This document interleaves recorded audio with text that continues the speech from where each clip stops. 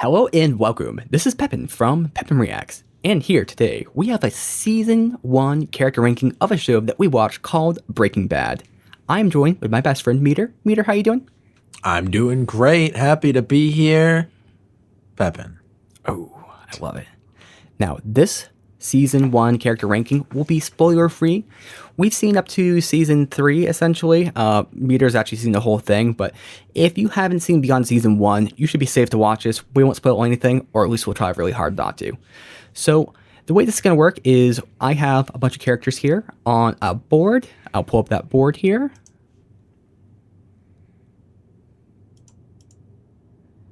And you can see that we have two different boards here. So we have the left, which is going to be my ranking. We have Meader, which is going to be his ranking. And then we also have an alignment chart here where we'll kind of rank the characters by alignment. Now, I want to keep things fresh, so we're not going to have any like set order. So I'm just going to roll a die whenever we want to grade a character or rank them. Now, the criteria for ranking a character here, it's not just going to be how much you like the character, because that's not really that interesting, I don't think. It's going to be what this character contributes to the show. You can have a character who maybe is not very likable, but adds a lot to the show. You can have someone who's a villain, who maybe is not the best villain, but they are the best foil for this plot right here, or they're doing something super interesting. Now, of course, part of that is just how much you want to see this person on screen. Part of it is, you know, do they invigorate something in you? And there'll be some disagreements here between the two of us, but I think we can just kind of get started. Meader, do you have any questions or any clarifications you want to make? Yeah, I got so many questions. All right. What's going on with this this ranking chart? What do you mean? Well, first off, B is above A. Oh, hold on. Oh, that was an accident? Let's just be honest.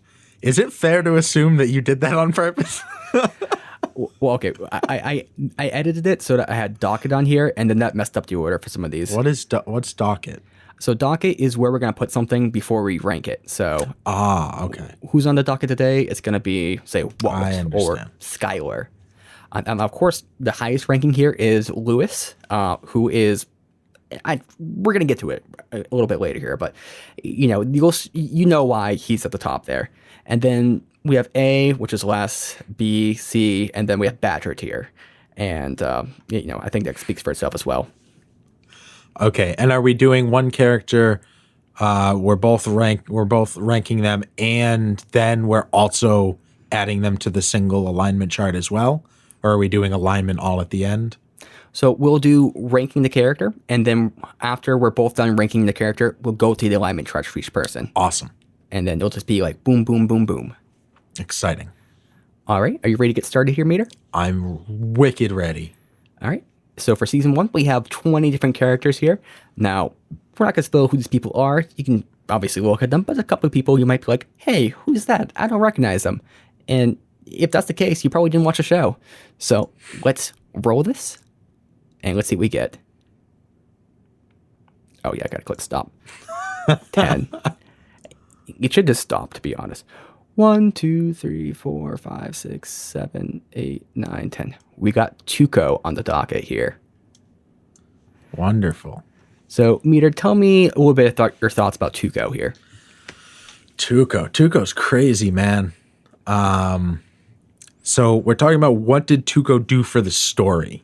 Yep. So we're not talking about the actor. We're not talking about how the actor did. Correct. We're talking about specifically the character of Tuco and what they did in Season 1 of this series. Kind of. So we can include the actor too. Like if the actor did a really good job, if the acting's really amazing, or the emotions are getting across. Like it's a whole package in a way. Yeah. But I think it's important to not just judge the character by how important they were just to the story, or how to say. One example I'll bring up here is just in center, Domingo. Domingo is someone who's kind of a Marin character. He's a big portion of it. Someone might rank him at like a C or lower because he's definitely interesting when he's there, but you might say, there's bigger characters. Like how does he compare to Walt? But you have to look at his role from a plot perspective, like what he adds to things going, how the actor does, what do you feel when you watch him? How did he portray it? How, just kind of the overall thoughts there. And I think just take the person's role in the story into consideration with that. Okay.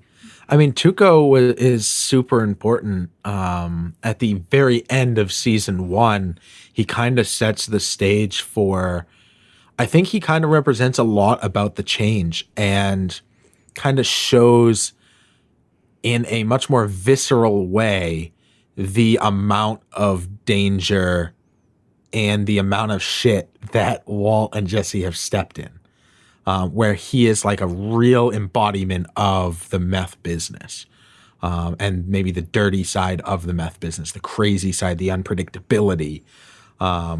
So for that reason, I think he's a very solid character that is important to season 1.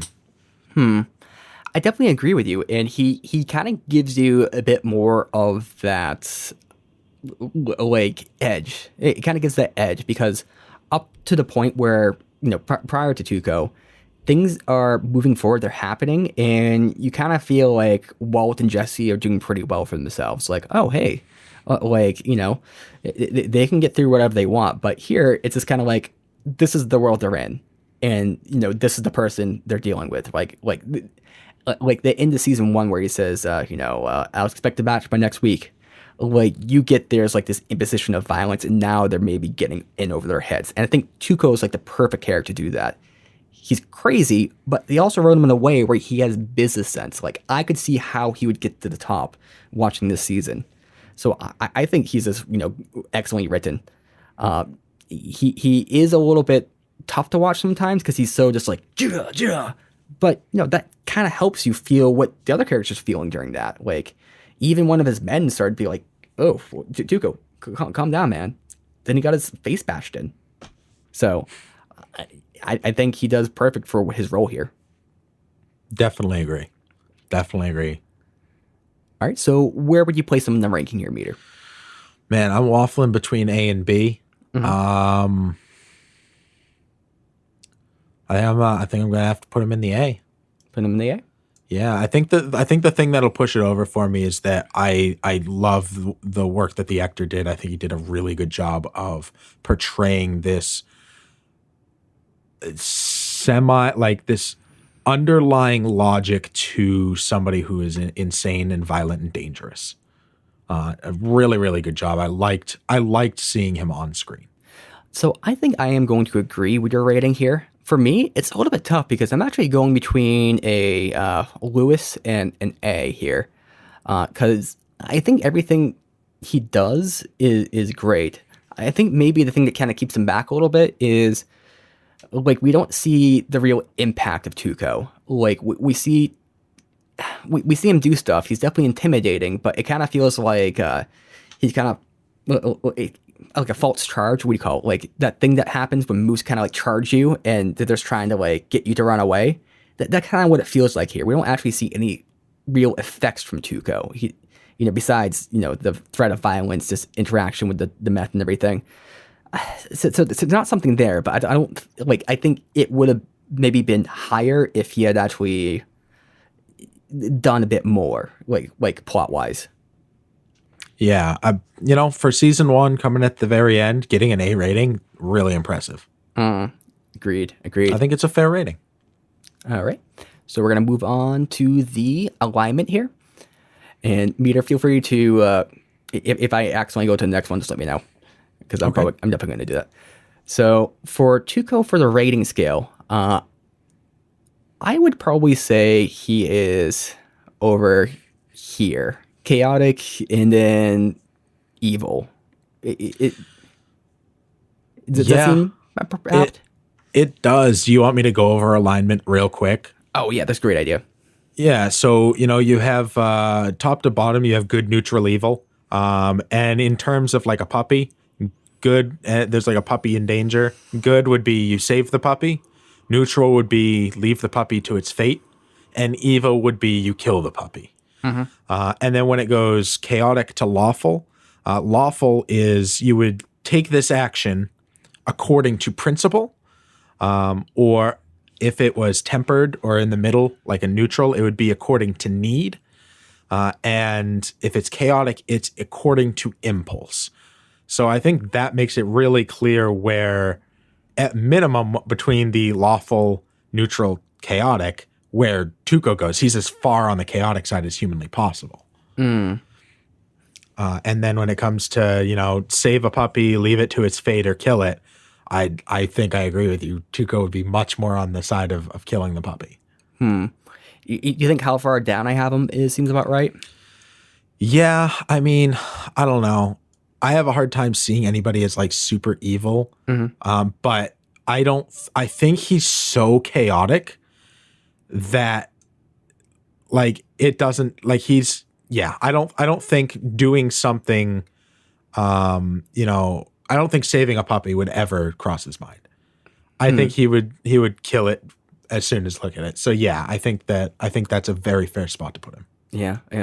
I can't really see him putting him as more evil, like the ultimate evil here. Yeah. Mostly because he definitely is going to do a bunch of evil shit, but I don't think he's going to go out of his way to do stuff. Like, I think it's more like reactionary. Like, he sees a puppy, he's like, "Fuck you, puppy," but he's not going to go like to a puppy shelter and start kicking them. Yeah, and that's where the impulse I think comes in. Yeah. Because it's not, he doesn't do these things on principle. He does it just because it crosses his mind, and he doesn't have any impulse control. All right, let's move on to the next character here. So we're gonna roll this die. Oh, actually, got updates this to 19, and we got 14. 1, 2, 3, 4, 5, 6, 7, 8, 9, 10, 11, 12, 13, 14. Whew. Now this one is an interesting one here. Up on the docket today, we have Lewis. Okay. Obviously, we know where this is going, right? I mean, should we just do it? I mean, yeah. Okay. Let's just say what everyone's thinking here. Lewis,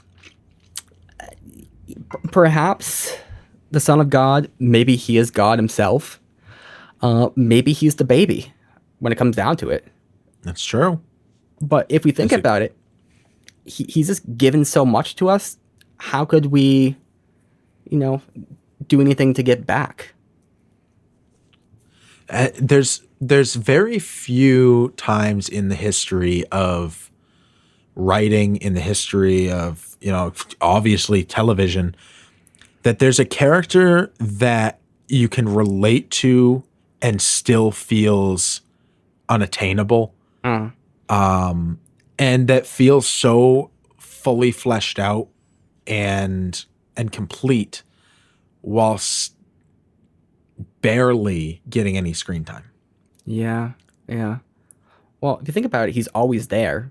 True. Every scene, he's involved. You may not see him physically, but it's like just his presence. The idea of Lewis, the platonic ideal of Lewis. Yeah, just incredible.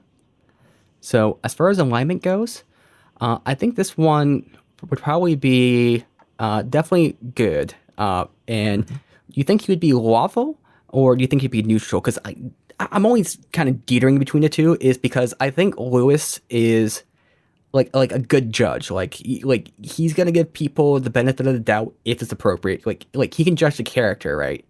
So I don't think he's gonna be completely by the books.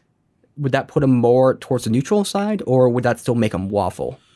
The reasoning is what comes down to. So is he good according to the need of somebody, or is he good according to principle, according to something regardless of need? I would probably say principle. And he's lawful. He's lawful good. Okay. Do you agree with my assessment here then? Yeah, I do. All right. I do. Excellent. I mean, that's all we can really say. I mean, really, there's no words to describe him. That's true. All right, moving on to the next character here.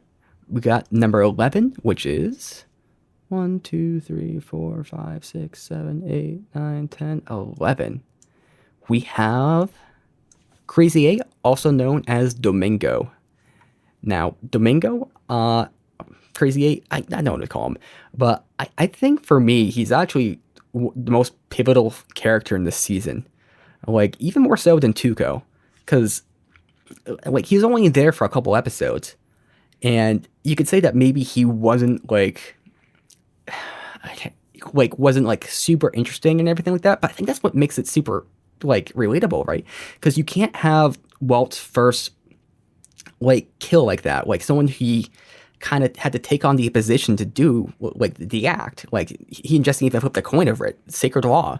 Like if he was just this evil asshole or super interesting character, like it might kind of make that scene less impactful, but he's an ordinary guy caught up in the meth business. He's not good necessarily, but he's not totally evil. Like it kind of puts you where Walt's heart is, and I think that's where I just like love this character. The actor also does an incredible job. The way he portrays everything, like I think plot wise, he just does so much. Meader, what are your thoughts? Yeah, I mean, as a character of the plot, like what he symbolizes in a way, he symbolizes Breaking Bad, right? Like he symbolizes the breaking point, because for a couple episodes, they kind of jump around this whole scenario of him being, chained up in the basement, and that he knows what needs to be done, but isn't able to get himself to do it. And it's so important to the plot and to Walter and his journey through season 1 to see Domingo and how Walter handles that. And maybe he's going to release him and then ends up feeling like he has to kill him because he's going to exact revenge.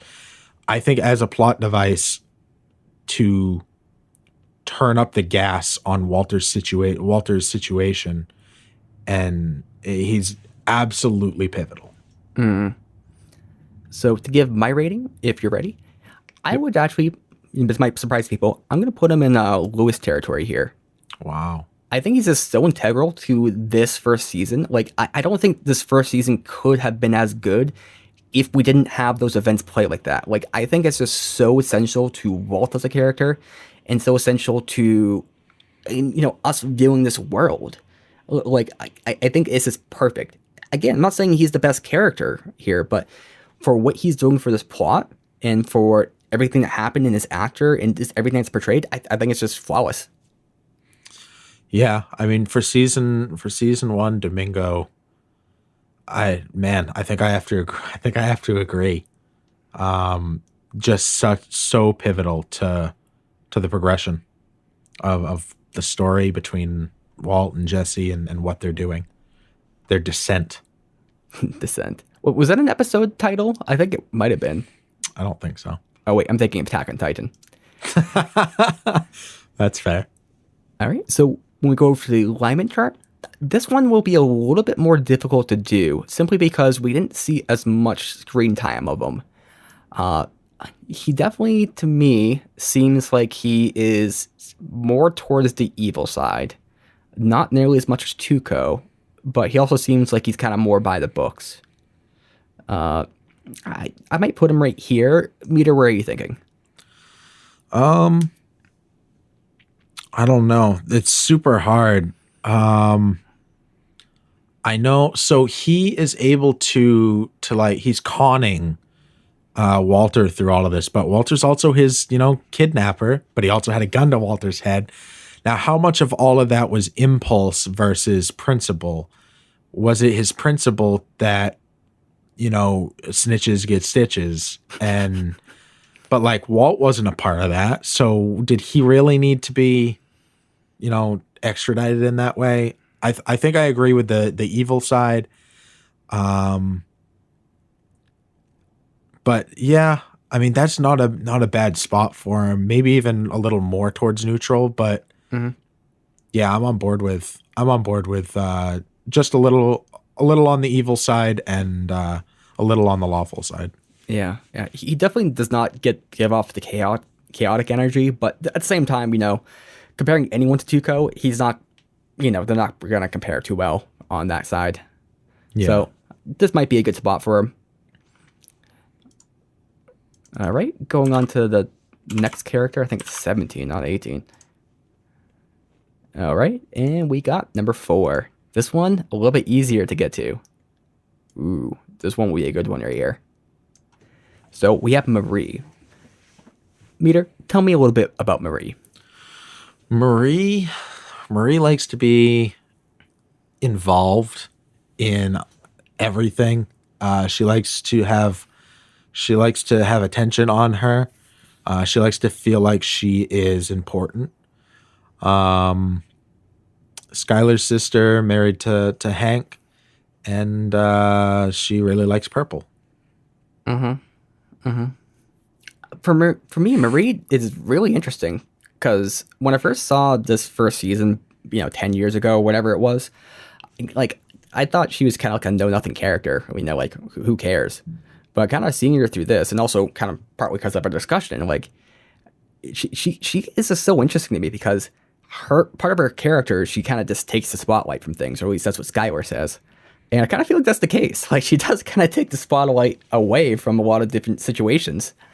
And it for me, it's really kind of hard to judge her. Let's put it this way, because I think I'm tempted to put her lower in like the B territory, but part of me wants to put her in like the A or Lewis territory because it's like she's not in it for that long, but you understand her. You see how her brain works, like, and you're never like disappointed. Like she just throws these wrenches into things. It's just so interesting to watch. So I'm kind of floundering where I'm going to put her at the moment. But Meader, I'd love to hear where you might put her. I mean, I agree with you, but I think to put her at the very top is an insult to Lewis. I feel like something that I always try and go back to is if they didn't exist in the story, could the story progress? And I think yes, when it comes to Marie. I love her character. I think she is important, but I don't think the house falls down without her. I think she moves the plot in a lot of interesting ways. She adds monkey wrenches to it, like you're saying. But I don't think she's the foundation of the plot, and for that reason, I can't put her in the top 2 at all. I really like the character of Marie, but as far as importance to the story goes, I think she's much lower on that B, maybe C. Okay. If you were to put a letter to her?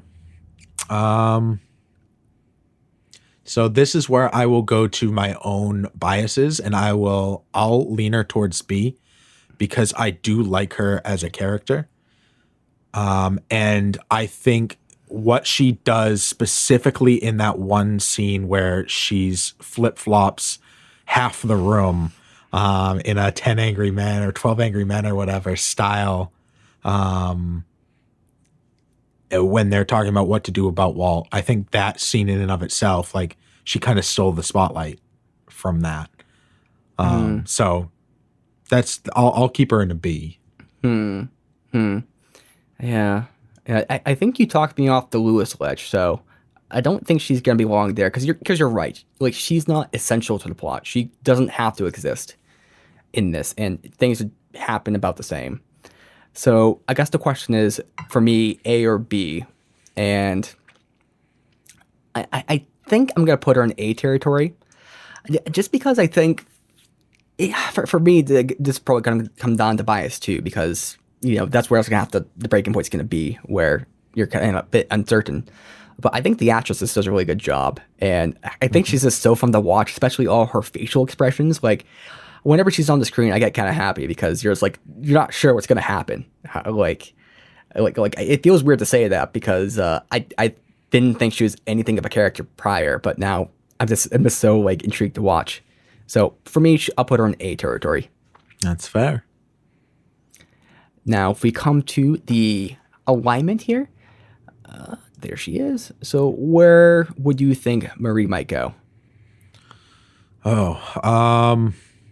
I feel like she's more on the chaotic side.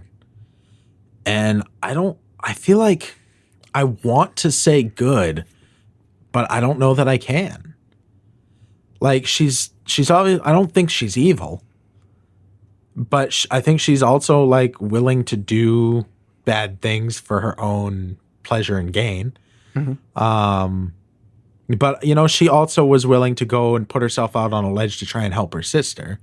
And she's always trying to add, whether it's for her trying to feel important herself or not, like she is trying to add to help people. So I might lean her towards good a little bit. That would be my ranking. So about like right here. Yeah, somewhere in there. Okay. So I think I would probably agree. I'd probably put her maybe closer to the waffle side. And of course, you don't have control over this, so it's a little bit harder for you to get pinpoint. But I would probably say she's a bit more over to the waffle side, but she's definitely chaotic. And I think what he said there is definitely true. I don't think she's going to do evil necessarily, but she's kind of in it for herself. Yeah. She is willing to sacrifice a little bit there. Like I forget if it was a season. I hope it was, but there's a scene where they kind of came to terms, and Marie like said, "I'm a big fat liar. Sorry." And like it took so much for her to do that, but she did it because she did care about her sister in that relationship. So I think it does put her maybe not on so much the selfish side, so maybe on the good side. But yeah, definitely very selfish and very self-centered. I don't mind putting her closer towards the apex. I don't have a problem with that. Closer to the lawful side. I think that's a good spot. Okay. So let's get to the next character. We have 16. We have number 10, who is 1, 2, 3, 4, 5, 6, 7, 8, 9. Oh. We have quite the character right here. We have none other than the baby. Oh, the baby. But we already ranked Lewis. Okay. If you want to be clear about this, it has not been confirmed, at least yet, that Lewis and the baby are the same person. Son of Christ, he might be, but whether the same son is the son that will deliver us from all hell and torment, who knows? The Bible's not really clear about that. But the baby is maybe a bit of a meme character right now, so it's kind of hard to rank it. But at the same time, I think the baby it's kind of like the background of the plot. Like the baby is a character in of itself. And you made a point, Meader, that there's the baby room, and that baby room has so much symbolism here. And it kind of just proliferates throughout the whole plot. And the same way that cancer does too. Like baby and cancer are kind of very similar in how they actually affect the plot mechanistically. Yeah. Yeah, I mean the baby like represents so much. I think the baby as a device of the plot is absolutely integral because it represents the future. It represents it represents the innocence of the new life. It represents Walt's future, and it's a lot of what Walt says is driving him towards everything he's doing is to make sure that the baby, and his family, but a lot of it, the baby, is going to be okay. I think that it really drives a lot of people within the plot, not just Walt, but especially Walt. Now, putting the baby here on a ranking is kind of difficult to do because it's an amorphous character at the moment. Not been born yet, if it will be born at all. But I would probably give the baby a ranking of like maybe a B, maybe a C. Probably a B here. And I'm choosing a B because it's very integral to the plot, but and this is probably just an issue of putting on a character ranking. It's a little too amorphous here. Like the full effect of the baby and what it contributes is kind of hard to see. It's like you more like see like the butterfly effect of it as opposed to any direct effects. Like nothing is ever clearly this is for the baby, but it's always like this is for the baby. Yeah. It's so hard. I want to put the baby in docket. How about, man, I feel like B is a good spot but when it comes to importance, like, I feel like the baby's more important than Marie. Mm-hmm. It's ludicrous for me to say the character of the baby in season 1 of Breaking Bad is an A rank character. I can't do that. Yeah, it's gonna have to go B. I said the words out loud and it felt wrong. I can't. A tier character, the baby from Breaking Bad, season 1. Hot take. And if we're being real, I put you in the situation, so hey, hard choices. We're gonna quickly kind of skip past the ranking here or the character alignment. Let's just put the baby in neutral. Perfect. Can we agree on that's that? That's what I was thinking too. Okay.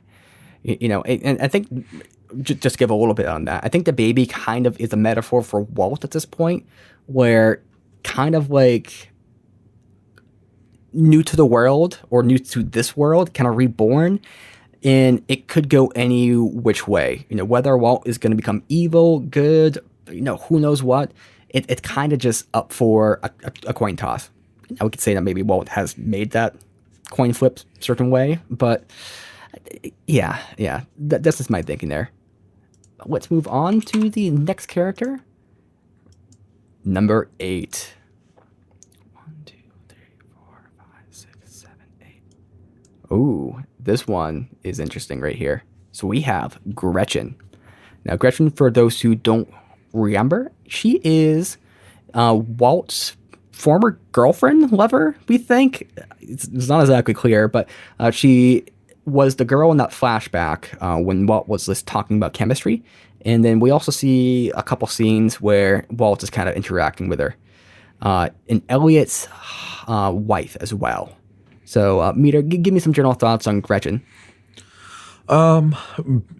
She seems like she's supposed to be important, but we don't learn much. It's all in like vagaries. And it feels like there's a lot there that is still unexplored in season 1. And to me, it like leaves me being like, I hope they do explore that in season 2, like, and we find out like what's kind of going on there and what some of the backstory is. But as season 1 is in and of itself, I don't think she's particularly important. We have a couple of really good scenes with her. Nothing against, the actress or the writing even. I don't think she was written badly. I just don't think she's particularly important at this point in the story. I think I would agree with that too. And there's definitely some intrigue in there. Like, what was Walt's relationship with Gretchen? And how would this play out later? But you could probably introduce her in season 2 and you wouldn't know the difference. So I myself, I think I'd put her in C category. All right. I'm putting her in Badger. Badger? Yep. It's fair enough. I think if she disappeared from the plot, it would be zero difference in season 1. My hope is that by, season 2, season 3, whatever, where I feel differently about that. And she becomes a more important character, but I have no idea. So Right. So if we go on to the alignment chart, this one kind of hard to do because not a lot there to go off of. yeah. I would probably put her at maybe lawful good around here. I think she's average, if anything. I don't think I got any like evil signs from her. I don't think I got any like too much chaotic signs. So maybe right there, but this is just stab in the woods.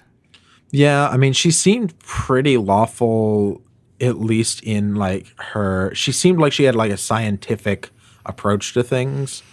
So I'm good with the lawful side. I might, like, her and Elliot agreed to like pay for all of Walt's treatment, and like, so I feel like that leans way more towards good, but where we don't know some of the backstory, it's really hard to be like, is that guilt?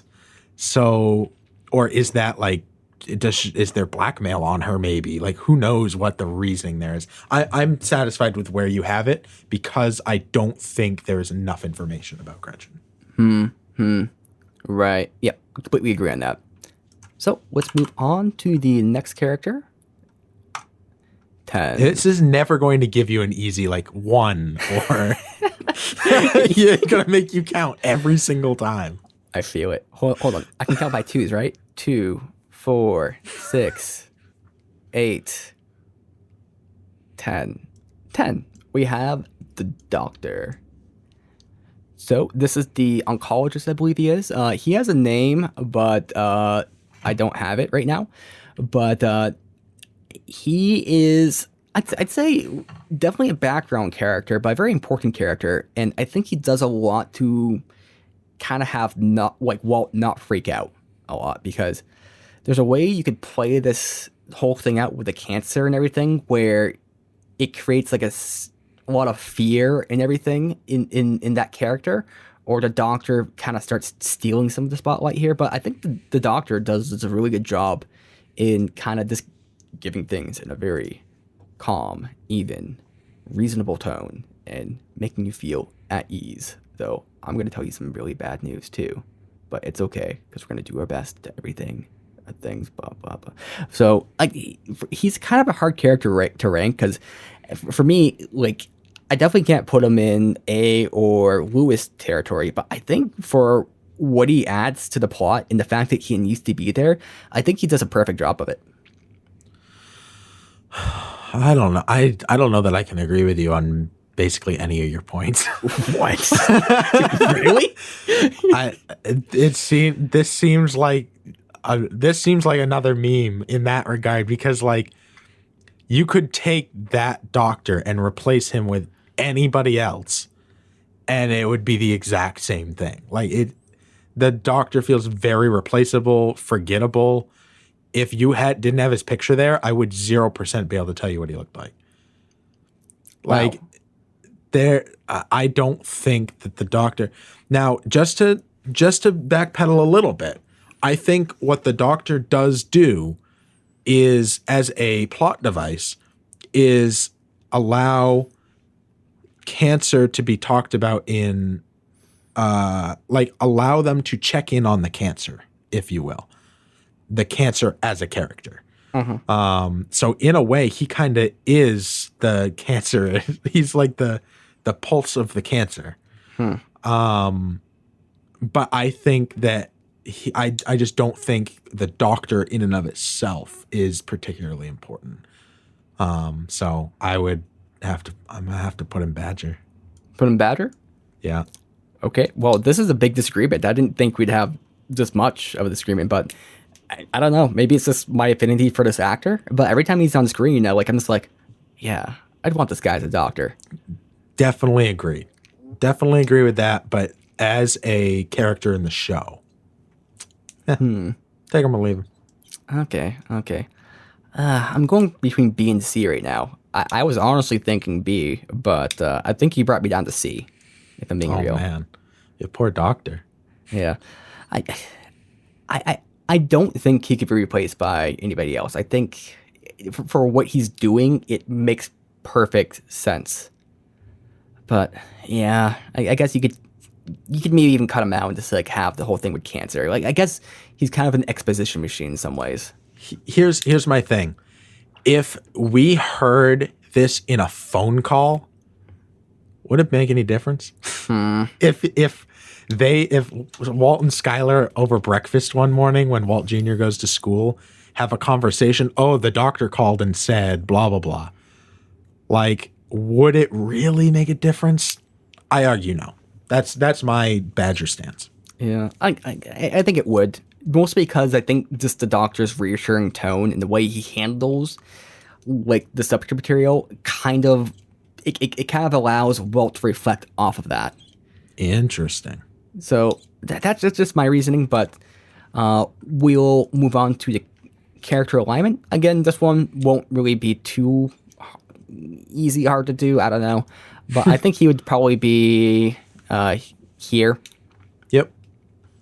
Yeah, definitely good, and definitely seems pretty lawful by the books.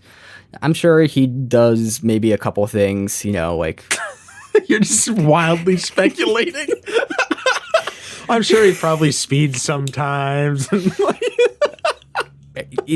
I just got an impression. I mean, he's probably a cool dude out of work. I'm like, maybe, I don't know, maybe he gambles a lot. I mean, not that that's bad, but Look at that tie. I think he's got like a bad streak. It's a gamble. That is a pretty nice tie. It's a gambler's tie right there. All right, let's move on to the next one.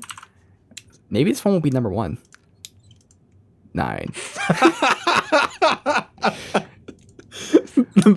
1, 2, 3, 4, 5, 6, 7, 8, 9. We have, I believe it's Combo. Combo. So Combo, what do we know about Combo? I think Combo's in what, like one scene? Yep. Him and Skinny Pete are at Jesse's, and he likes doing meth. That's pretty much, I think, all we know about Combo. Yeah. Honestly, I don't think he was supposed to be in this one. I think he was supposed to be in the season 2 one. Well, he's in this one. But he's in this one. I would say he does a little bit to show like who's Jesse's friends are and kind of what they're like. He doesn't really have a character though. Yeah. So I would put him in bad tier. Yeah, he's as replaceable as the Doctor. I agree. Dr. Combo. Okay, keeping in my disagreement. If we're Dr. Gretchen Combo. Sorry. Oh, Jesus. So, if we put him on a ranking scale, where might you think? Hard to do based off the little interaction. Yeah, I mean, really hard. So, I would have to put him neutral on the good, neutral, evil, because I don't know that we know anything enough about him. I might lean him a little more towards chaotic, just because he's willing to do meth. I don't know. I think I'd put him here. I think he is probably not a great guy. I mean, maybe not terrible, but I don't think I'd trust him too much. And he definitely seems a little chaotic, but I don't know. You put him on the same level as Domingo, as a guy who tried to murder Walt. Fascinating. Yeah. I could see him going down that route if it came to it. Okay. It's wild speculation, to be clear about that, but just my reading. Okay. All right. So we're gonna roll the next character here. Let's see, it's gonna be and stop. Oh. Whoa! You cheated. Now, this one will be an interesting one to discuss here. This is the ham and the potatoes. I like both of those. Well, how do you feel about Walt? Well, my thoughts about Walt, it's really complicated here. Because I think Walt is... He is probably the best character, I would say, in the show, outside of Lewis. Because there's so much transition that's made with him, and so many like conflicting things, but you can see just where the character's going at every kind of point. Like you never don't understand what he's doing, or don't kind of okay, maybe there's some points where you're a little bit more unclear, but you can kind of see where he's thinking. And you can also see he's very smart. Like he's written to be smart, but he also is smart. Like it's not something where you're like, oh yeah, this character just happens to be smart. He's a smart guy, but no, you see that he's a smart guy. And you kind of see these passions, all these different aspects. He's very, very multidimensional, very, very layered. And I think that maybe this character would not be nearly as compelling if it wasn't flawlessly executed by Bryan Cranston. Like, he just took what was there and just, like, amped up to, like, 11. Like it's just really incredible to watch the facial expressions, like the little transitions, the little subtleties, and like you can see like the mind working in the background. And it's hard for me to like take him outside of that role. At least when he's dressed up as this. When he's dressed up as Hal from Malcolm in the Middle, a little bit different, a little bit of a different look and everything. He's younger, but there's way too much to say about the Walt as a character here. Whether he is a good guy or a bad guy, I don't know. That's kind of left to be unseen. But I think I'm definitely rooting for him at during the season. Maybe in an anti-hero kind of way, but definitely in some sort of way. And I mean, as far as importance to the plot goes, he is the plot. So I mean, excellently written, excellently executed, like next level execution by Bryan Cranston. Season 1, Walter White is Lewis level, no question in my mind. Yep, I think that's where we'll probably both put him here. I think it's the second easiest one I've had to rank. Yeah. We're not going to go super in-depth on his character, unlike some of the other characters with this one, only because we've done that plenty of times here, and it would take way too long. So definitely check out the other videos we made if you want to see more on Walter. Now, this one is going to be really, really tough to rank here on the character alignment. Okay. I want to hear your thoughts, Meader, because I have no idea. I think right off the bat, lawful. Everything he does is according to principle.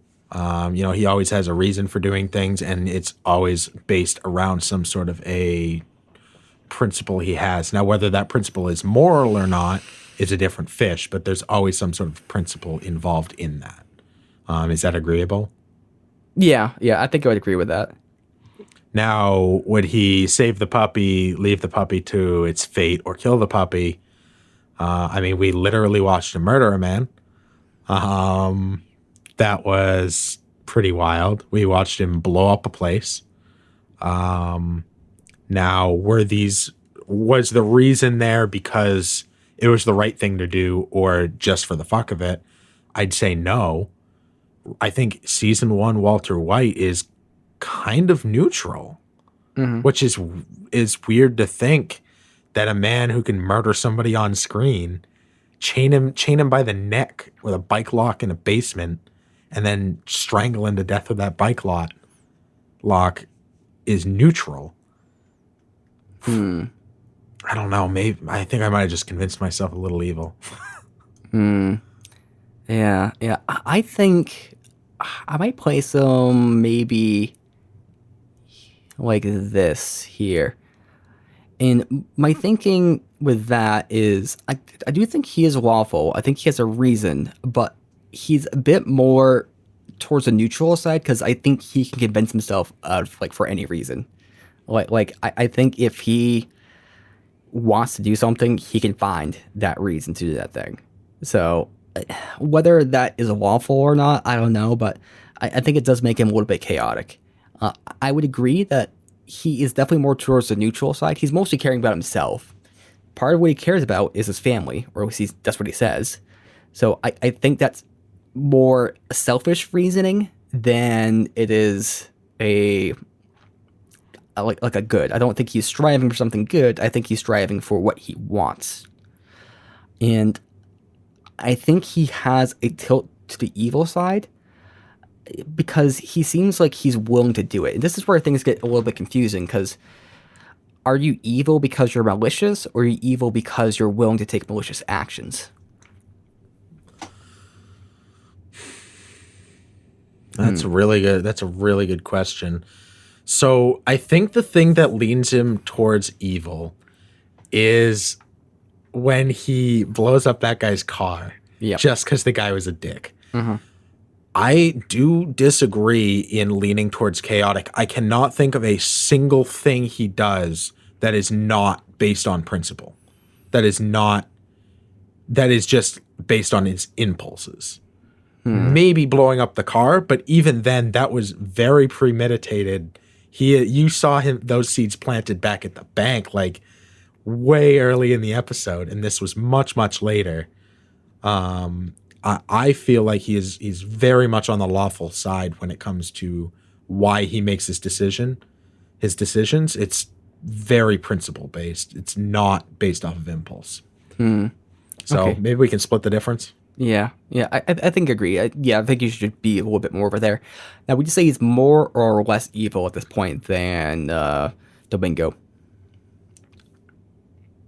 I think a little bit less because Domingo was the aggressor in the altercation that ended with, the murder. I think Domingo would have murdered just because Walt was an inconvenience. And to kill Domingo, Walt really struggled. Yeah. So I think season 1, Walter White is pretty much right where you have him. Yeah, he would have probably tried to find some peaceful way out if he could have, Yeah. but he didn't have that choice. And he's being more forced into making these actions. But he still leans towards that evil. And also, kind of like you said with the car scene, he has that vindication. He got off a bit about on doing that. And I think the same thing when he blew up the building too. He kind of got off on that power a bit. Yeah. And what that means, I don't know. I think we've talked about that a lot. It could mean. But yeah, I think that's probably a good place to put him. That man, ranking him on the alignment chart is difficult. Yeah. I'm really interested to see where we're gonna rank him in the later seasons. All right. Next character we got. My fucking god. 11. Well, that's the last one. That's easy. Is it? Yeah, Oh. It's 11 out of 11. Wow. Oh, Meader. You can math. So we got Hank. Now Hank is a tough character to judge here. He's a real asshole. He seems like he's good at his job. But we've had a disagreement here because I don't feel he's shown as that competent at his job. Maybe in a couple points. But he is definitely very fleshed out. I'm having a hard time getting my thoughts together about Hank. How would you describe Hank, Peter? I really like Hank. I think he is a well-written character in season 1 as a low simmering threat. He is the background noise threat to what Walter is doing. In that it would take a lot for Hank to suspect Walter. He looks right through him in that regard. But I think that kind of adds a little edge to the story and to Walter. And I think Hank also shows the side of Walter that is the previous conception of pre-cancer Walt. Of this is what Walt was. How Hank perceives Walt is how Walt used to be. And it kind of shows a stark contrast to what we end up seeing at the end of season 1 with, blowing up a building, blowing up a guy's car, doing massive deals, standing up to drug dealers who will sooner kill you as look at you, murdering a man. I think it's important that we have Hank who could never see that in Walt to really understand how far Walt has come. Yeah, you're selling me on the fact that he's integral to the plot here. And I don't think we've seen in the season how he might... Look, I think I see the potential. So I think I see the potential in how he could be integral here, but it's not made entirely explicit, but it still creates that intrigue. This one I'm struggling with a lot, as you can probably tell. Yeah. So where would you rank him if you were to rank him? Well, I am going to rank him. Probably A, because I'm waffling between A and B. I'm going to put him A because I think I like the actor. I think he does a really good job playing a character who is both good and bad simultaneously at what they do, who is both very sharp and aloof simultaneously. I think and very he's likable and relatable while also being insufferable. I think he is so polarizing to me. I hate and like him at the same time that I really like that in a character. I think that has some depth to a character. I think I agree with everything you're saying. I think he's going to have to be a B for me, though. Okay. And I think the reason is because he just, like, at least at this point right here in season 1, he might change in season 2 or season 3 or wherever. He just doesn't seem that competent to me. And I don't think they sell beyond the fact that he would be a threat to Walt or to the future endeavors. Like, he's maybe a threat because he's close to Walt. He's maybe a threat because he's a DA agent and a cop, but I think that threat's just there in general. The only thing that makes it more threatening is maybe the proximity, but it also kind of seems like he's maybe not as good at his job as he would need to be. There's a couple of points where they do indicate that he is good at what he does. Like he finds that bit of meth in the car thing when Gomez, didn't see it there. Yeah. So they do things, but I just don't think it sells me on that aspect of his character necessarily. So I think the fact that he is less of a threat, I think he is less of a threat to Walt than an unnamed, just the thought of the DEA is. He's less of a threat than the DEA itself is. And I think that's what makes him a good character. Because he is lowering, like Walt has less chance of being caught at doing this thing than anybody else because he's so close to him, because he has this stigma. I see. And so that's kind of the thing that maybe It gives Walt an edge. Yeah, a little bit of an edge, a little bit of leeway. Yeah. It's almost like one of those shows. I mean, this is not what's happening in the show, but kind of like two characters are friends and they're kind of fighting each other. Like one's the detective, one's like the perpetrator, and they kind of get information from each other. Yeah. So kind of like that a little bit, but not quite. Classic Death Note. Yeah. Damn it, you know what I was referencing. So if we're to put Hank on the ranking here, I would say, he's less towards the lawful side.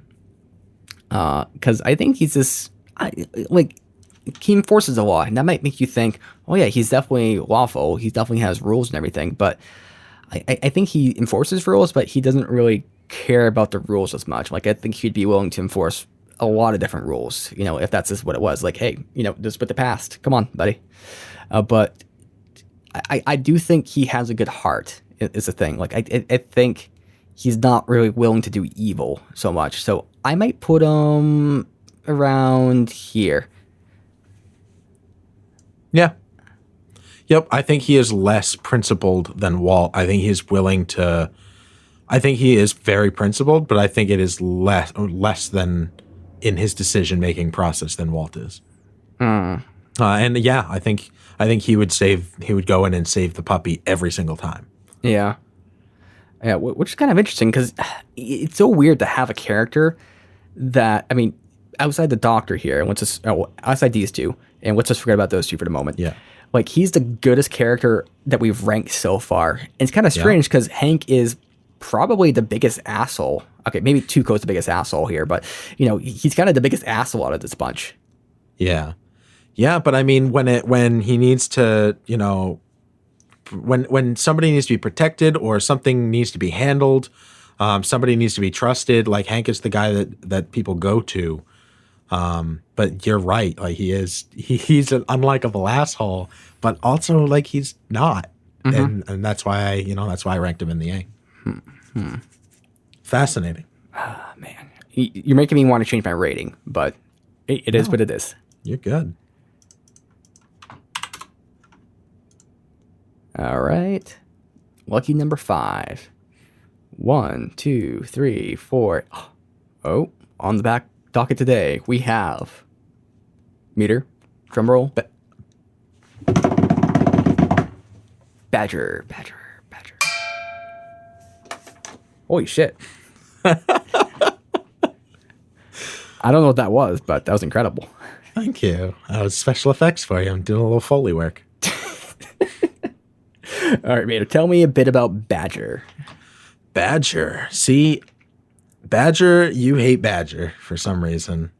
I don't. I think I like Badger. I think he is an important character in season 1. He shows up and kind of represents where Jesse was and kind of shows Jesse's growth. He's inept, he's incompetent. But I think that's an important character for the story and for Jesse, and for the development. He doesn't get much screen time. He's in one episode, maybe 2. But I think it's an important one. Yeah. He's definitely a good plot device to show how far Jesse's come. And he does a very perfect job at that. But he's also his own character, too.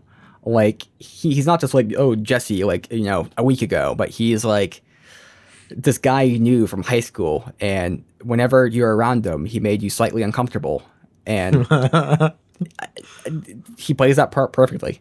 Like, I have a bias against him because he just does make me really uncomfortable. Like, because it's like, I just feel like Jesse. It's just like, dude, come on, let's just do this. Like, I've had situations where I've dealt with that. But, I don't think that really means he's a bad character. It just means that, he's doing perfect for what he's supposed to be doing in this plot. Yeah. So, no.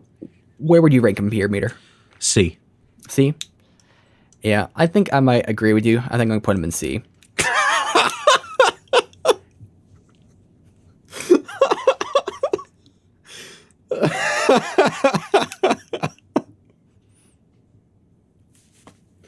Okay.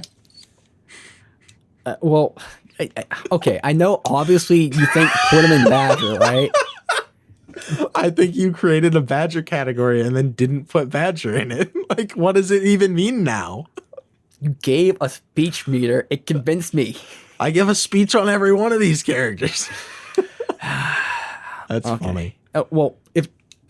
My Badger rating right here is more for how I feel about Badger than it is about like an objective ranking. It just so happens that the Lewis one happens to coincide with my feelings also. Okay, I understand them much better now. Okay. So if we're to put Badger on a scale here, it's a little bit hard to judge. He's definitely more towards the chaotic side, I'd say. He's way more chaotic, yeah. I mean, he shoots a crossbow at the RV as it's driving away. Like, the guy's wild. Less than Tuco, for certain. Yeah.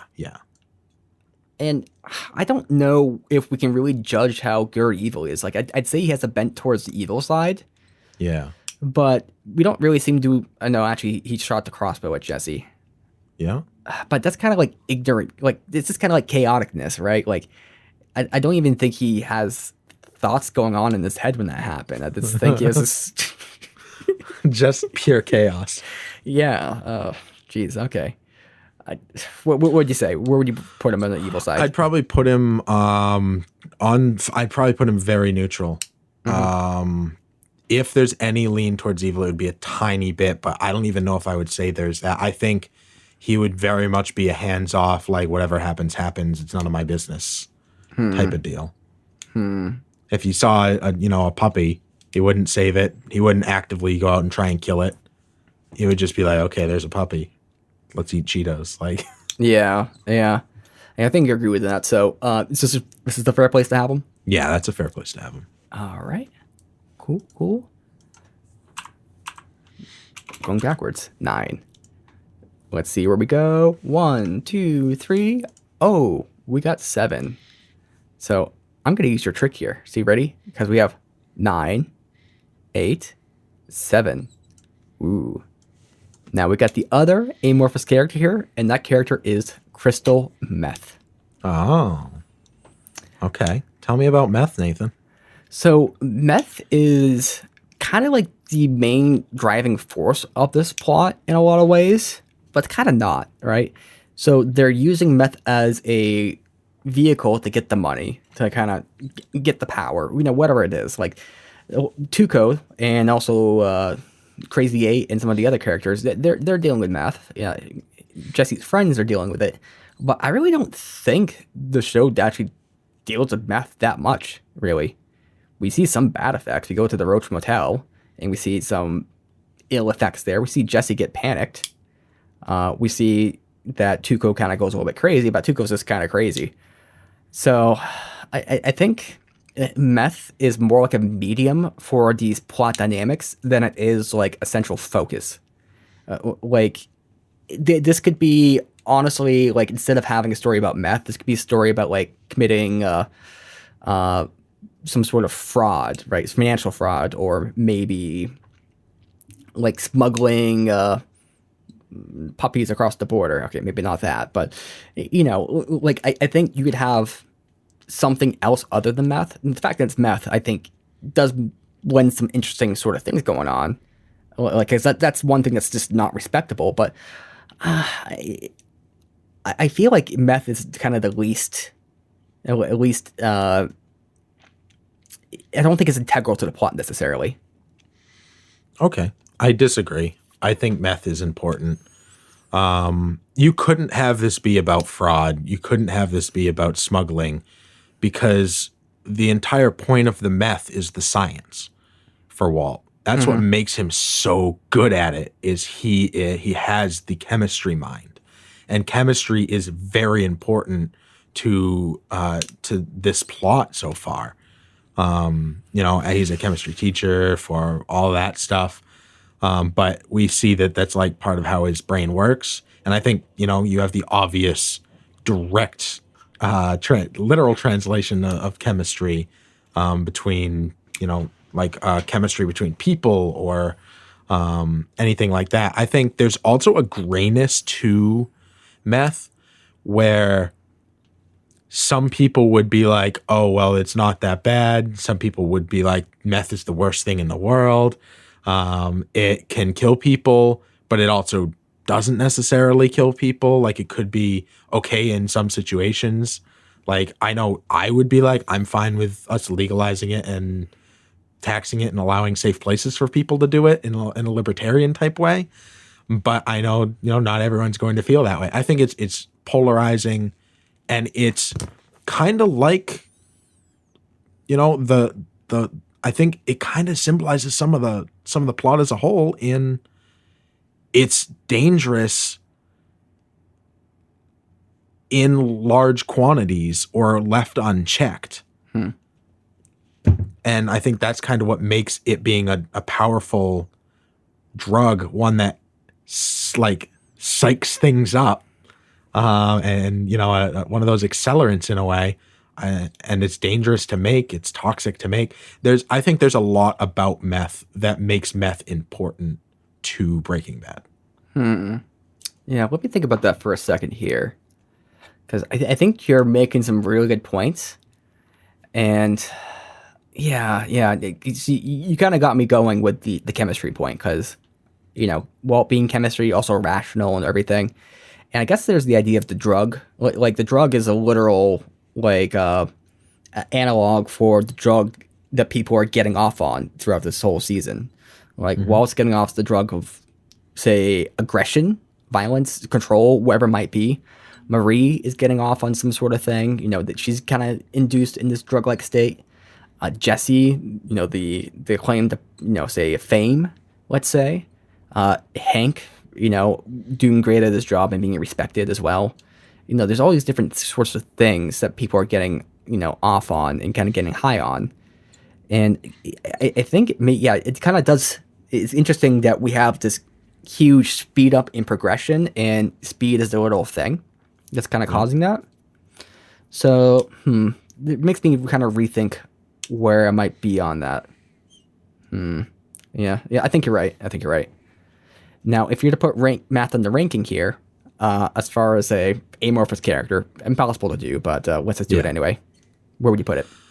Either A or B, and I think I've convinced myself of A. Okay. So I think I'm going to put it somewhere similar, but I'm going to go with B. You did convince me because I was going to put it in the C category initially. That's kind of where I was thinking. Close to Badger here, but I think B territory is probably about right. It is very integral. I don't think it'd be very hard to tell a similar plot without the aspect of meth. And also, it's like meth is a very specific drug. It's already got a history to it, so hard to replace that. Now, this one, impossible to do here, but meth on an alignment chart.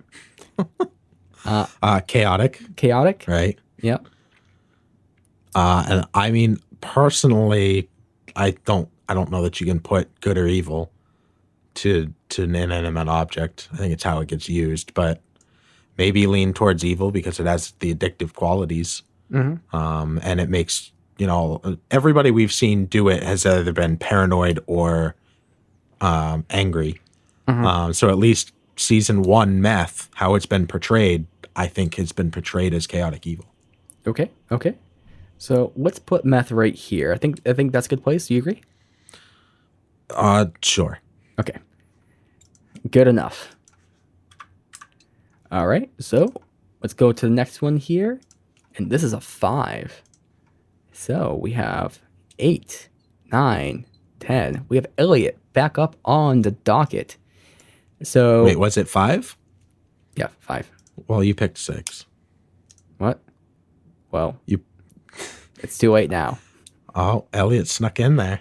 Slippery Elliot. Classic. Classic Elliot. I mean, what can we say about Elliot that we haven't already said about Gretchen? I think they kind of go hand in hand, save for 2 things. One, we saw a scene with Walt and Gretchen that didn't involve Elliot. And 2, we saw a scene with Walt and Elliot that didn't involve Gretchen. Yep. Mm-hmm. So, I mean, I think so far he's not been super important. I think his offer to pay for to give Walt a job showed an important thing about Walt in his pride. And for that alone, I'm going to rank him higher than Gretchen. But as an overall plot device and character, I think he is very unfleshed out. And it's a lot left to the imagination. Yeah. I agree with everything you say. I think I'm probably going to put him less than Gretchen. But I think it's because, he made the job offer, and it was interesting. And he also had that little interaction with Walt at when he got the present and everything. Yep. So he seems like a good guy, but he just kind of seems like a general, all right guy to me.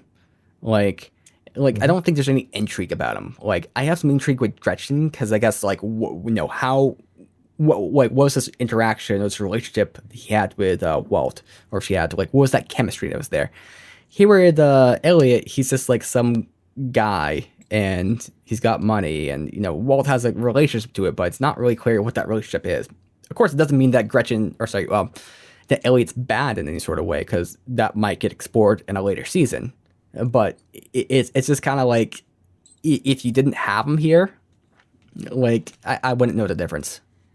Yeah. So I'm gonna put him on the Badger territory. Yep. And then where would you put him? C. Interesting. I think his exposing of Walt's pride was very, very important. Mm-hmm. To my understanding of Walter season 1. I think you're correct about that, because without that event happening there, it would be. Yeah.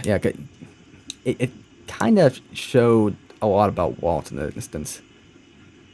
But you're right. That is interesting that we kind of have almost opposite C and Badger. Mm-hmm. And I apologize if I'm cutting you off at all. No. I can't see you on the camera, really. I have to look good. over here. So, all right. So we have Elliot. I don't think we really know enough to kind of rank him, if I'm being honest. I mean, he seems like he's probably on the more good side, maybe on the lawful side, but I don't know. Just I mean, I'd probably put him literally with Gretchen because everything we know about him seems to be exactly the same as Gretchen. Offered to give Walt a job, offered to work with him again, and we know he's in the sciences. So, like, I assume that's lawful in that regard.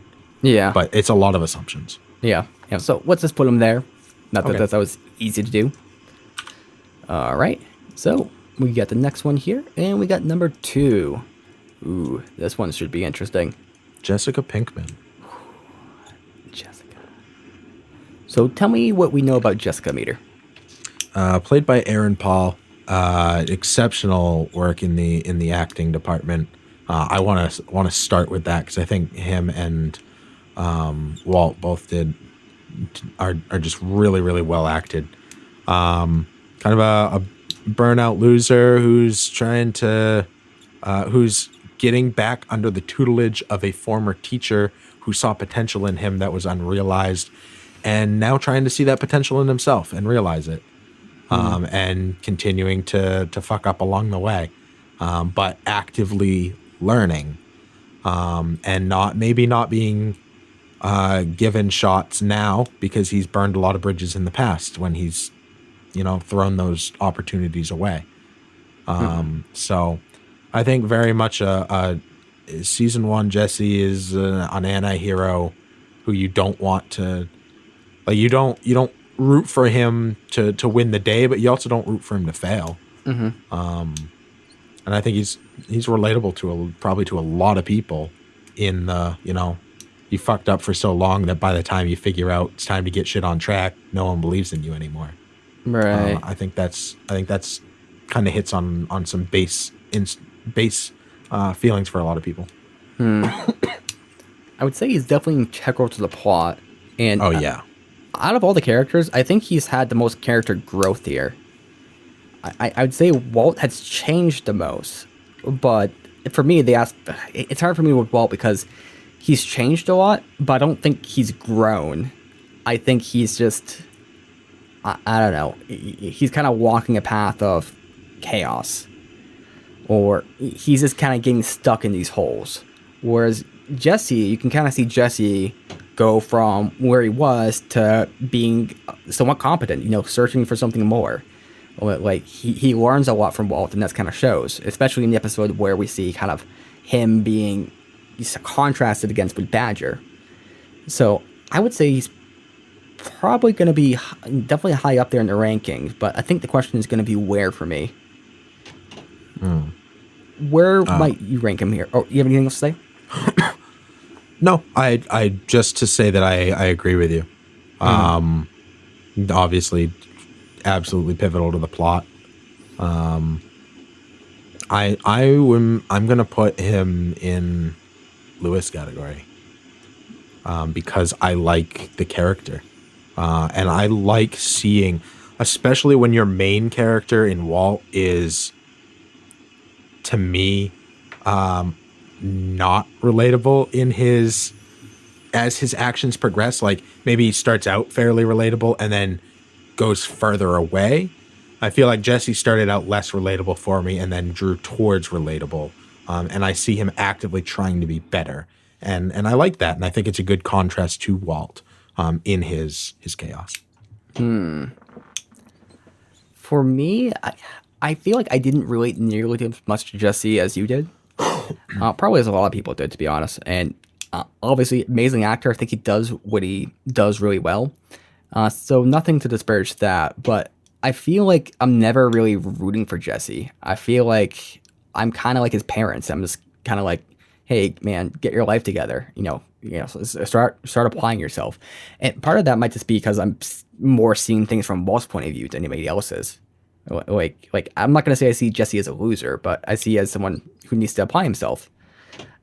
And it's tough for me to put him in a ranking in that case because I don't see, like, he feels like he is essential. Like, he is kind of helping. He's like a catalyst that kind of gets the plot going. Like, him and Walt, like, together, they kind of do something crazy. They definitely need each other. But I don't feel like he is driving. I feel like he is kind of like an ingredient you put in there. At least at this point. That's just my thinking. So I'm going to put him I'm tempted. Part of me wants to say like an A minus. I don't think he's B. I don't think he can be B here, but maybe B plus, A minus. So I'm gonna put him in A, and that's where I think I would put him. Okay. I'm a little bit unsure, as you can tell, with all my little interjections. Yeah, no, and I mean that's fine. You know, you said he's not driving. He's an ingredient, but I think he's a pivotal ingredient in that. I think he shows a lot about Walt, and I think he shows he's kind of the introduction into meth as well. And you don't necessarily have to be the driving ingredient. You know, a lasagna. Some of the spices you add to lasagna to me are extremely important to the final flavor of the lasagna, regardless of noodle. The main things: noodle, sauce, cheese. Yeah. I think one thing I'll also add, just about what you said right there, is Jesse is definitely the heart when it comes to the Walter Jesse dichotomy. Like I think if Jesse wasn't there, like it's just Walt, like things might get a little bit too grating in some ways, like where Jesse kind of brings in that lightness. And it's kind of weird to say that, not like, oh hey, we're having fun, but it kind of brings in a bit more humanity to it. Yeah. Okay. So as far as character ranking goes, or alignment, Jesse, I think he definitely seems like he's more towards the lawful side, and I think he is more good than Walt. I think he's very smart and capable, but would I put him as being... I don't know. What were you thinking, Meader? I don't know. It's so difficult because, I mean, I can't say that anybody who's like in the situations that they get themselves into is good. Season 1 Jesse is neutral to evil. I would say probably like 95% I would put towards neutral with a small lean towards evil. Now, lawful to chaotic is also very difficult because I don't know that we see him do much on principle. I think we see him do more things chaotically than on principle, especially in the beginning. You know, when he's fucking the neighbor's wife while he's cooking meth, and he has milfs all over his website. Like, I might say he's more towards the chaotic neutral than anything would be my guess on that. He does meth and just wild when he's doing meth. I think he wants to be lawful. I don't think he is lawful. Yeah, I think that's interesting. Because I almost kind of feel like he is almost like what was that saying? Like a water fits the area it contains or something. I don't know what it is, but like I feel like Jesse, wherever he is, he kind of like reflects that back. Like if he's in a chaotic environment, he is chaotic. Yeah. If he's in a lawful environment, like when he's kind of getting trained by Walt, essentially, like he starts becoming lawful, more Walt-like. So I think that's what makes him really difficult, because he's kind of all in here, but I think his natural gravitation is towards the chaotic side. Yeah, I think he is a chaotic neutral with a minor lean towards evil character who wants to be lawful good. But doesn't have the influences he needs to do that. Yeah, I think that's the thing there. Maybe that's what I'm getting at with my point about him having the heart. He wants to be good. And I mean, we do see good stuff that he's done. You know, he talks about, God. I don't know whether I'm running into season 2. Yeah, we'll just skip it then. Okay, fair enough. Yeah, but it's a lot of interesting stuff there. So there is. We'll move on to the next character, because this video is getting pretty long here. This is what you come to see. Hot takes. All right. Oh, so now we have a die because we're at 6. That's special. 4. We have Carmen. Oh, the principal? Mm-hmm. Okay. So she seems all right. She seems supportive. She's definitely not very integral, but I still think she has enough presence in the plot to kind of just mention and talk about briefly. She's supportive of Walt. She's kind of letting him kind of, cope and kind of do his thing. And she's kind of hands off. Like, she's very hands off principal, I'd say, because a lot of stuff Walt does where it doesn't seem like it's very structured. Not to say that Walt's unstructured, but, I think Walt's kind of teaching things how he wants to teach things. So that's kind of my general thoughts and opinions on Carmen. What would you say? Yeah. I mean, I don't think there's much to say about her. I think what you said, I think the being supportive of Walt was a big thing. And I think one of the only other big times we see her is when she's talking about all the equipment that's been stolen from the lab. Mm-hmm. But I think that's just like she's in an administrative role, and that's kind of what she plays. Unfortunately, I got to put her Badger. I think she's 100% replaceable in every aspect. Yep. I'll put her in Badger too. I agree. Not really fair for an ancillary character to rank them next to Walter White, but no. And of course, if anyone's watching and you're like, "Hey, Pepin, why did you put her on there? You shouldn't have put her on there. That's not fair." I agree. It's not fair, and it might be seen as bad, but I think it just gives us a chance to talk about all these characters, and that's really what it's about. It doesn't mean if someone's in a Badger character that they're a bad character necessarily. It just means that maybe they didn't have that big of a part, but they still should be talked about. Also, this is season 1. You never know whether I think it'll be interesting to see in later seasons too when we do these, which characters return and which ones become more important and which ones go from a Badger to a Lewis or a Lewis to a Badger. So as far as this right here, the character alignment, this one's kind of tough to do. We don't have much to work with, but I'd probably say maybe same category as the Doctor. Lawful good. Yep. All right. Let's move on to the next one here. Oh. No. 4. We have the toilet. Meader, give some context to the toilet. Tell us what this character has done, what it contributed, and how it can maybe help us in our everyday life. The toilet is really important in this story. The toilet comforts Walt when he's vomiting. The toilet takes all the dead body as it's flushed into the sewer. The toilet is where Walt sits when he's contemplating whether he's doing a pro-con list on murdering somebody.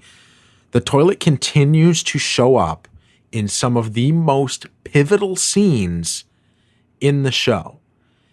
And I firmly believe that putting the toilet on this list is as important as putting the baby in Meth. I definitely agree with everything you said there.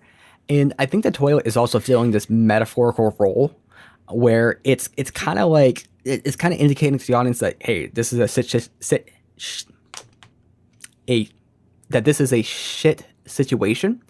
And that, we're going to have to flush some shit down the toilet, right? Mm-hmm. This is kind of what Walt's dealing with. I mean, this is kind of like one of the big things in episode 1, where it's like he's trying to close that glove compartment, but he can't. It keeps falling down. He keeps trying to swat these flies, but they just fly off anyway. And this is kind of what Walt is dealing with. And this is what I think he wants to escape from. He wants to escape from everyday toils, like this meaningless kind of stuff. But there's that saying, every man is a man, even if they're a king, when they're on the toilet. Everyone shits. And it kind of grounds you to that everyone's just a human here. So for me, I think I can't put the toilet up in Lewis category, if I'm being clear, because I think that would be a disservice to Lewis. But I still think the toilet is very integral to the plot. I mean, I can't put it in Badger territory, so it's going to have to go in C territory, I think. Mm-hmm. Think about the metaphor here, You have clean water, the which water is the basis of all life. Clean water in a very dirty place. People sit their asses there. They drop their waste into this clean, life-giving water. Amazing metaphor. Yeah. Very glad to see the toilet every time it's on screen. It's definitely going into Badger. It could be replaced with a urinal. I will say that the aspect this toilet has is almost like a reverse baptism, like motif in put some it way. in C. Put it in C. Fuck, that was amazing. You just blew my mind.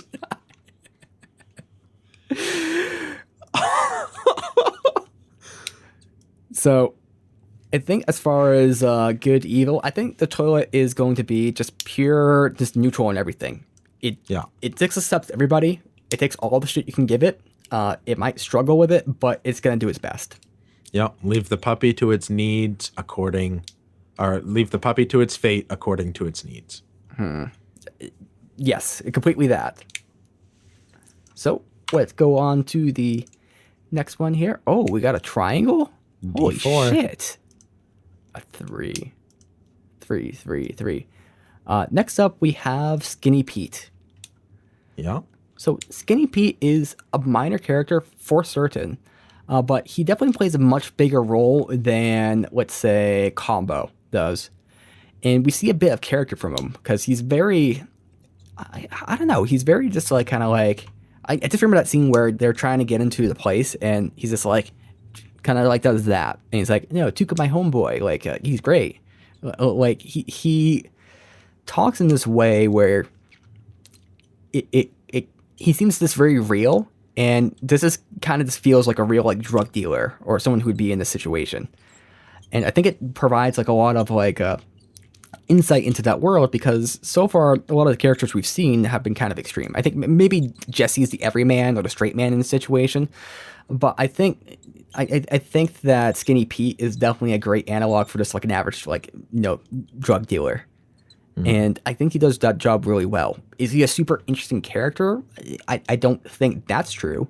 But I think he is very serviceable for what he does. And I think we kind of need that lens in, especially when we're trying to, like if we just had Tucos in this world, like, it'd be very difficult to get that nice, broad view of that industry. Yeah.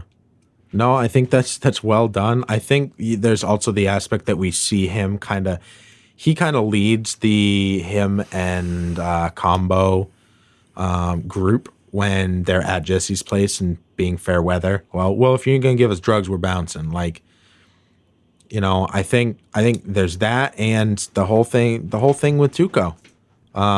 He introduces Jesse into a deeper world. Like, he went to jail with Tuco. So he's kind of deeper into the world, and he's the next step down or up or however you want to look at it on the stairs to continue forward in the progress that they're making. And for that, I think he is definitely more important than Combo, and probably more important than the toilet. I think I'm putting Skinny Pete at B. Ooh, interesting. I think I would probably put him in C territory for myself. I think probably C+. It's a little bit of a tough call. I think the actor did a really good job because he didn't oversell anything. He didn't undersell anything. It's just the right amount.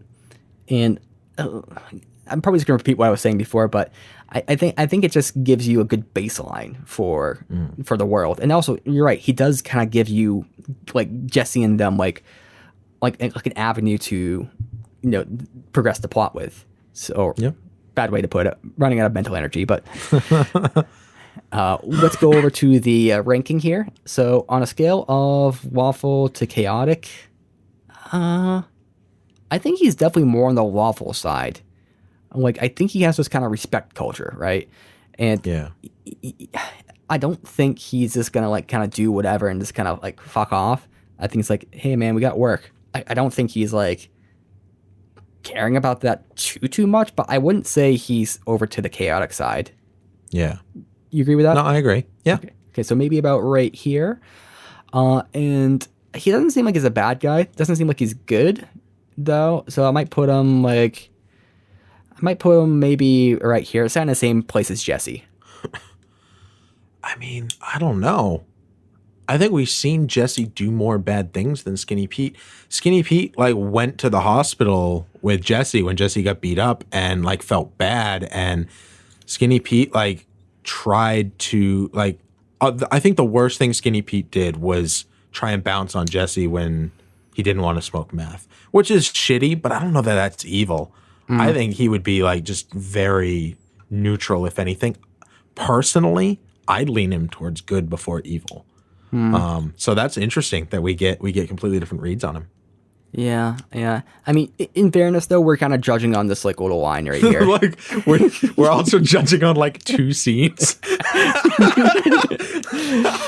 Let's have a 40-minute conversation about this. All right, that's good. I'm happy with that. That's fine. I think we could do that though. We could. I know we could. Okay, let's go to 3. No. You could have just hit go the whole time. Wait, what? Really? You could. Yeah, you were hitting start stop, right? Oh, yeah. Oh, well, that's no fun. Why would you say go when you could get an answer? Actually, you could just keep hitting go. No, that's too slow. Ready, stop. We got number 1. So next up on the docket is Walt Jr. All right. Walt Jr. What a character. The realest character. The only one who never bullshits. He is always spitting facts right to your face. If you like it, if you don't like it, it doesn't matter. Raw, uncultured truth. I feel like I don't see the attraction to Walt Jr. as much as you do. I think he's still very important. Like, in the same way that kind of like Skinny Pete gives a lens into the drug world, I think Walt Jr. gives the lens into the family. And I think he actually kind of summarizes the family mood, like in a lot of different ways. He is, I think he's a really good written teenager. He's definitely a little bit rebellious, got a little bit of a naughty streak, but he's also has a good heart. Like he wants what's best. I think what a struggle is, he's not explored. Like I feel like the edges of him are explored, but I really don't know him as a character per se. And maybe that's just a fact of me not being able to read him as well. No, I think everything you're saying is fair. I personally just really like his character because it's no bullshit truth, which I have mad respect for. I think season 1 Breaking Bad, Walt Jr., if he doesn't exist, the story's the same. Which is so shitty to say because I really like him as a character, but I don't know that he is a linchpin in season 1 of Breaking Bad. Will he become more important? Maybe. Is he as important as Tuco in season 1? I don't think he is. Yeah, he's kind of more like, how did we get here, as opposed to like, where are we going? Yeah. So let's see, where would you rank him, Meader? B. Solid B. Hope someday for him to progress, but I think B is very fair. I don't like it. Fans, I don't like it, but it's where he belongs. So I'm going to give kind of 2 thoughts here in my actual rating. So I think my feeling about him, like my emotional side, is probably more a C. Like I don't connect with him too much character wise and everything. Like, but I can appreciate what he does for the plot and the lens he kind of provides, and also some of the commentary he kind of says, like you said, it kind of cuts to the bone. So I'm gonna have to put him as a B. But it's kind of like the like one of these other instances where maybe I like the character, I have a bias towards them, but they're doing too much, and you got to put them to where they actually are. So that's my thought there. If you're to put them on the alignment chart here, where do you think I might put them? Oh man, pretty neutral. Maybe a little towards chaotic. I don't know. maybe a little towards lawful. Help me out on this one. I'm really waffling on this one. I think he's good. Yeah, I would say he's probably neutral, good, kind of about like right here. Yeah. I think he has a similar disposition to like what's good and bad, as Gretchen and Elliot do, and Yeah. maybe he's less good than Hank. I think I could say that at least at this point. I don't think he's super chaotic, or if he is, maybe put him to a little chaotic side. But that's just mostly just because he's a teenager. Like I don't really see that funny. His character. I was going to lean him a little lawful because he has the principle of telling his dad. He has the principle of A, just always being fucking real.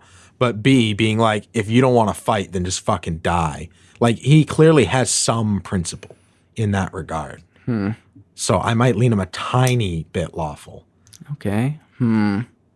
Okay, so let's say he's about right there. I'm happy with that. Okay. Season 1 Walt Jr. right there. Love it. Yeah. 50-50. Okay. 1. I'm actually just going to disagree with this one right here. I think we should do Skyler for last. Okay, we'll do Skyler last. So we'll just reroll again here. Oh, that's better. Nailed 2. it. If it came up with a 1 again, I would just... I don't even know. So we have Gomez. Now, okay. Gomez is definitely a minor character here, but he still like shows up in the plot a lot. Yep. I think he's mostly a plot device to have like someone for Hank to kind of give his thoughts and ideas to. Like he's kind of like a sounding board, and I think he does that pretty well. I think he's also another plot device here to kind of even off some of Hank's rough edges. Like you could say Hank has a little bit of some racially charged language there, and how he refers to like Mexican people, and it's maybe not great, but Gomez is Mexican himself, and Gomez and even the entire office they kind of accept it. And I think Gomez just kind of lends into the office politics and also office culture, and it kind of makes it kind of takes Hank from being like a complete asshole to like, oh yeah, he's just kind of like messing around with his friend here. It's all in good fun, and that's what Hank would say. Hank gets a hard time sometimes. Whether you agree with those, that statement more generally, hard to say. But I think he's there for a reason, but I don't think he's totally essential. But I think we still need that lens in. I think we need someone to differentiate, like the straight man for the police department, for the DEA. DEA, hard to say. I had him firmly in Badger until you just made that argument, and now he's a C. I think he was important enough that he's not completely replaceable, but I don't think that he is like a cornerstone of the plot. I like what he does. I like his character. I like the actor. I'm going to go a solid C. All right. And I'm going to agree here. I don't think he's replaceable. I think we need him. I think he's, same sort of thing. Actually, there's a couple characters here. Like, I think these two right here are like this playing the same role, but on different sides, which is super interesting. As far as alignment goes, this one is a little bit tough to do, but I would probably say he's probably more lawful than Hank, and maybe about as good, maybe a little less good. This one just kind of a flip of the coin. Yeah. I mean, I'd probably put him really close to Hank because all we know is that they're friends. So we know that they like are relatable, but I haven't necessarily seen him do anything more or less good or lawful than Hank. Yeah. Okay, so that's a good point. So let's just put him like in proximity to Hank. And it's kind of interesting that we have a couple characters right here, and I think this is all within like the normal spectrum, is what I'd say. Most people are somewhat lawful and somewhat good, and then we have the kind of characters that are more chaotic. I think there's a lot of chaotic people out there too, but So to get to the last one here, let's roll the die. Okay, gotta wait for it to stop, and stop. All right, we got a 1. And, oh, hey, looks like we have Skyler up on the docket here. So Skylar is a super interesting character, but she's super hard to judge, is what I'll say right now. Meader, I want to hear you talk a little bit about Skylar. Skylar, season 1, Skylar, very. I think she kind of feels like a background character. She feels kind of like Hank in amount of screen time that we see her, and amount of importance to the plot. Like it's a lot of seeing like how Walt is changing through her, and how Walt changing her.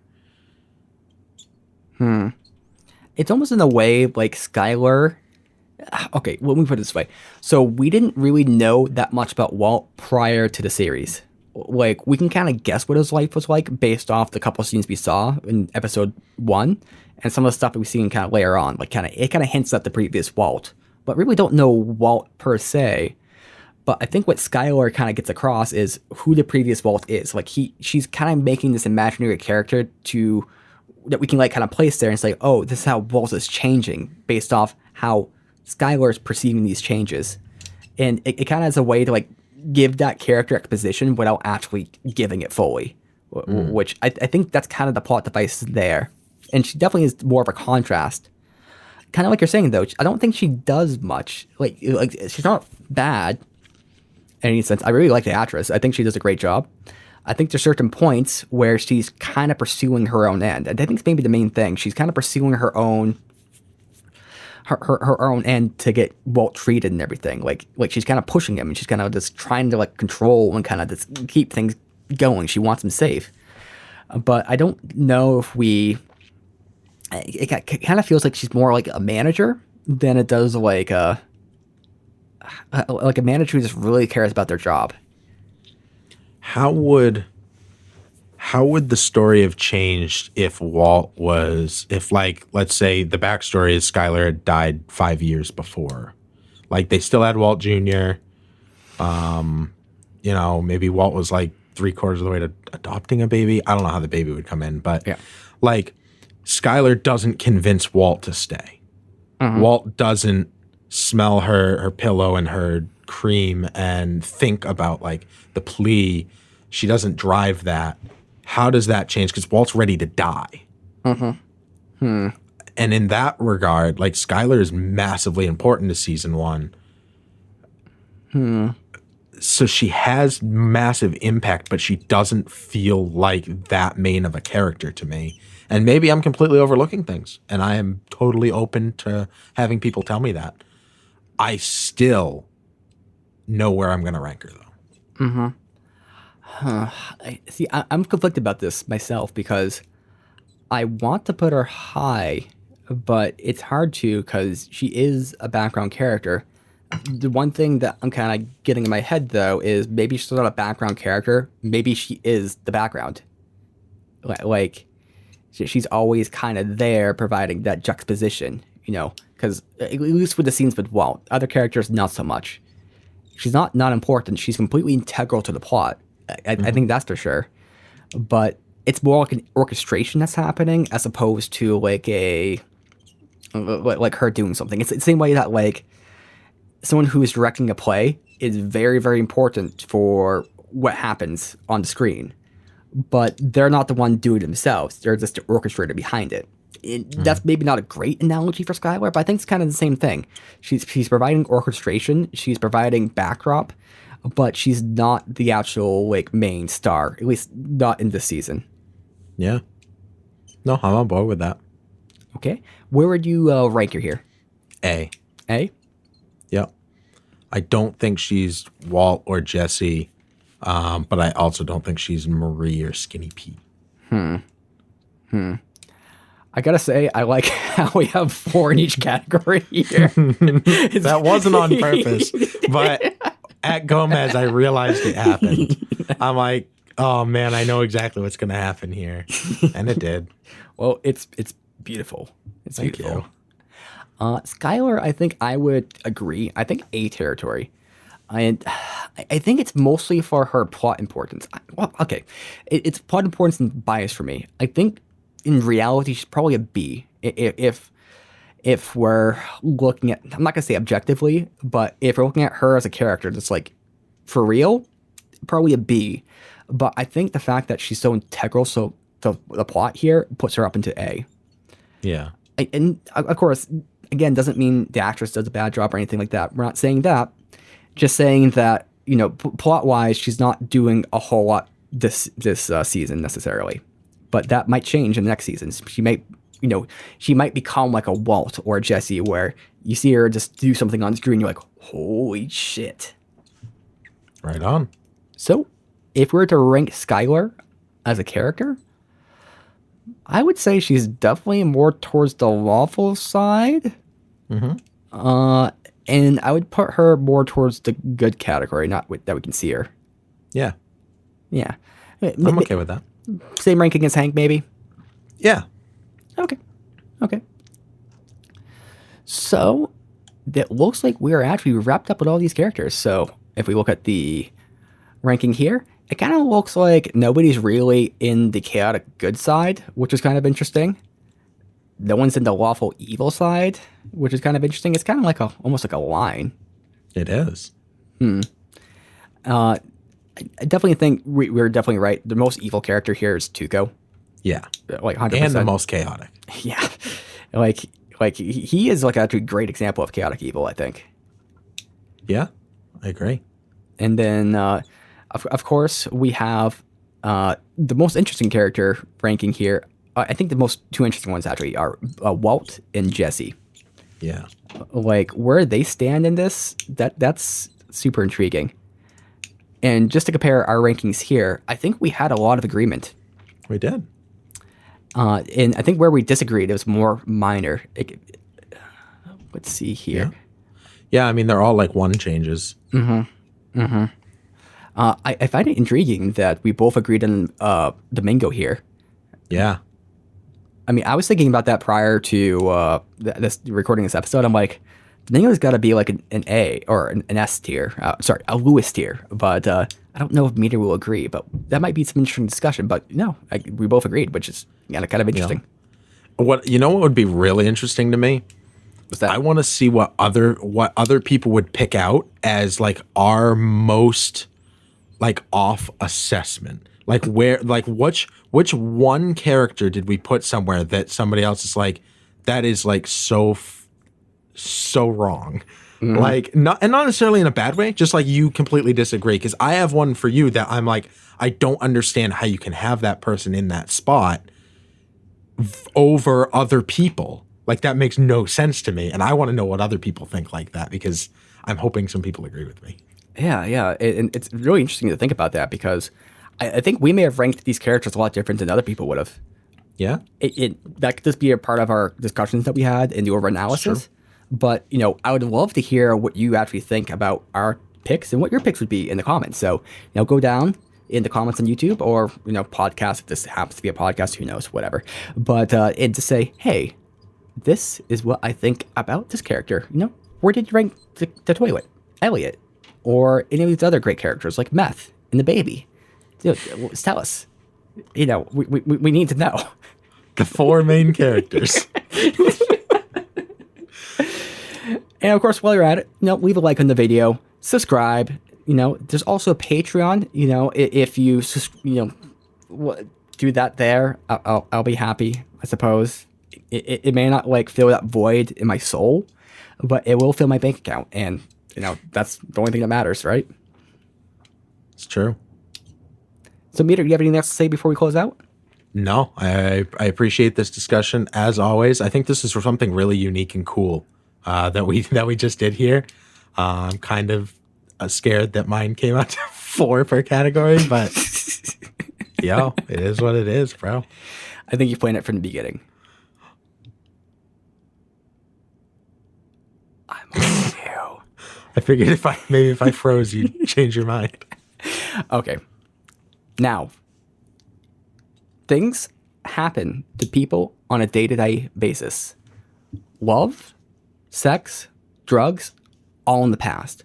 You can be reborn, not as a person, but as a category of things that happen to, say, coalesce upon an idea. And you can spread, perhaps like a virus, but maybe something like better. Maybe like goodness in the heart, the soul, and provide us warmth during these great, great holidays. So everyone, have a happy holidays. And this is Pepin from Pepin Reacts. Peace.